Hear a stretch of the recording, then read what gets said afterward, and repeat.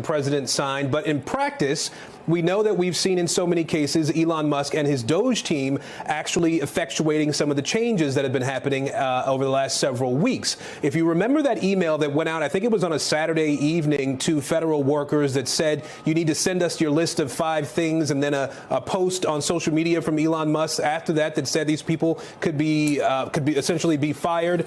And then after that, we saw a lot of the federal agencies, State Department, FBI, others saying, wait a minute, you don't have to reply to this email just yet. And so that, I think, was the first outward sign of this power struggle that we've seen. And now you have this meeting where the president says to the secretaries, hiring and firing is on.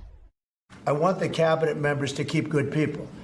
I don't want to see a big cut where a lot of good people are cut. I want the cabinet members go first, keep all the people you want, everybody that you need.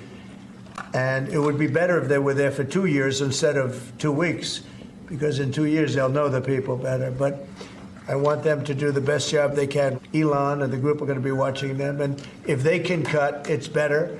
And if they don't cut, then Elon will do the cutting.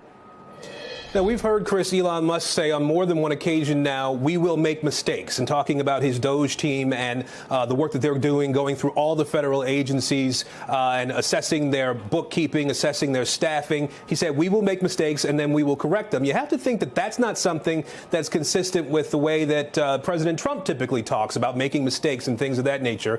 And we've seen where many people have been fired from different agencies, in some cases more than 100, and then have had to be rehired, something that you have to imagine the president is not a sort of mistake that President Trump would want to see happening, Chris. And so now this puts the hiring and firing, at least publicly, squarely in the hands of these secretaries who, in theory, would know their agencies best.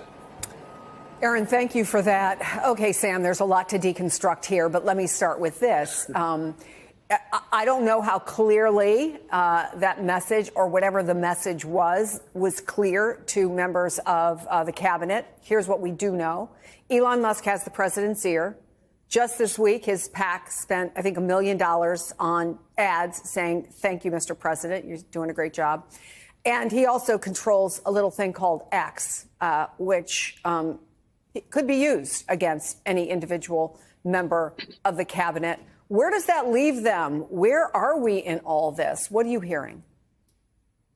Well, that certainly hangs over all of this. In this New York Times story, for instance, it's reported that several other cabinet officials were inclined to speak up against Musk and in support of Rubio and Duffy.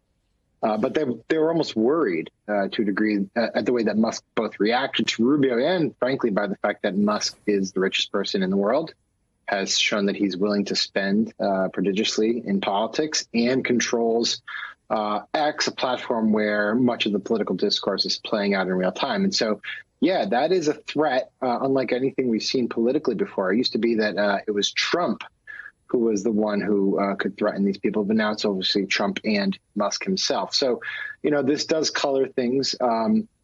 Ultimately, I don't know.